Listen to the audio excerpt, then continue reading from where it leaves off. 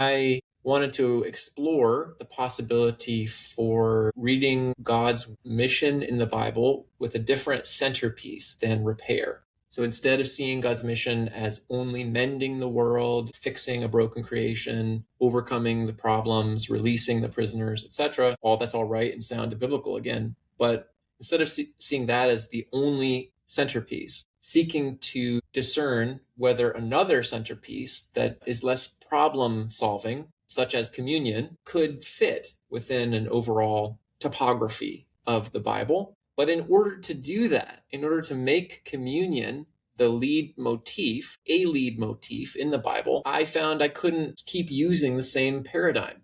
The same single plot account of the Bible does not have intellectual room to accommodate multiple centers, and certainly not the center of communion. Because again, with the fall as its narrative driver, there's not really, you can't slot in communion except as the first moment interrupted and the last moment resumed.